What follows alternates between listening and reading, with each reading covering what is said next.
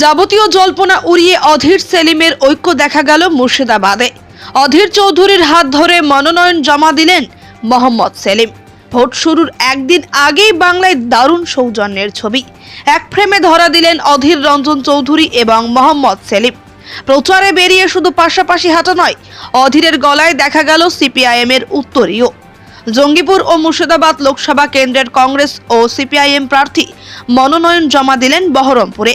বৃহস্পতিবার বহরমপুর জেলা প্রশাসনিক ভবনে জঙ্গিপুর লোকসভার কংগ্রেস প্রার্থী মুর্তজা হোসেন ও মুর্শিদাবাদ লোকসভা কেন্দ্রের সিপিআইএম প্রার্থী মোহাম্মদ সেলিম মনোনয়নপত্র জমা দেন। দুই পক্ষের তরফে বিরাট মিছিল করা হয়। এই মিছিলে একসঙ্গে হাঁটতে দেখা যায় সেলিম এবং অধীরকে। 2024 লোকসভা ভোটের আগে এই প্রথমবার এক ফ্রেমে অধীর চৌধুরী ও মোহাম্মদ সেলিম।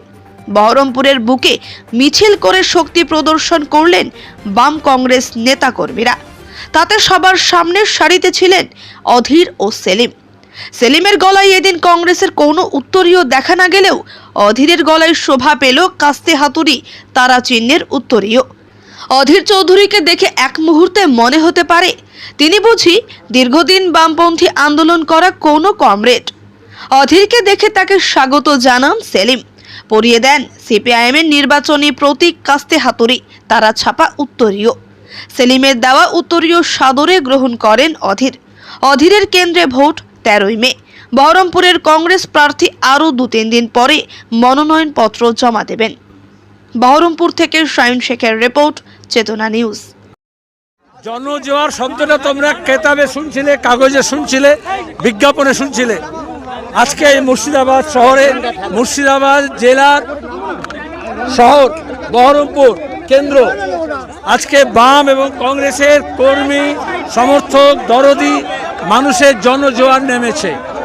এই উৎসব দেখা যাচ্ছে জঙ্গিপুর কেন্দ্র আর মুর্শিদাবাদ কেন্দ্রে দুই প্রার্থী আমরা নমিনেশন জমা দেব।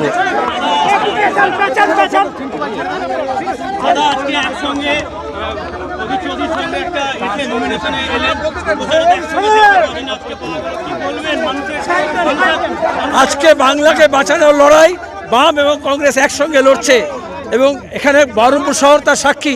মুর্শিদাবাদ জেলা আগামী দিনে গোটা বাংলা এবং ভারতবর্ষকে পথ দেখাবে। আজকের নমিনেশন নিয়ে বলো। আর শক্তিপুরে কেউ কেউ বিজেপি আর তৃণমূল ধর্মের নাম করে শক্তি প্রদর্শন করছে। মানুষ এখানে ঐক্যবদ্ধ, কোনো রকমের চক্রান্ত চলবে না। যারা ধর্ম নিয়ে রাজনীতি করছে মোদী আর মমতা, তাদের আস্থা করে মানুষ ফেলে দেবে। মানুষ ঐক্যবদ্ধ থাকবে। জোর করে দাঙ্গাবাজ দিয়ে দাঙ্গা করানো মমতা মোদী রাজনীতিকে মানুষ পরাস্ত করবে। হ্যাঁ, ডিআইজিকে সরানো হয়েছে। অধীরবাবু অভিযোগ করেছিলেন, আমি অভিযোগ করেছিলাম। এবার থানায় থানায় ডিআইজি ছাড়া যদি ডিওজি থাকে তাদেরও সরানো হবে। যদি কেউ দলদাস হয় এবং ডিওজি ভূমিকা পালন করে, ডিআইজিকে ছাড়িনি, ডিওজিদেরও ছাড়বো না।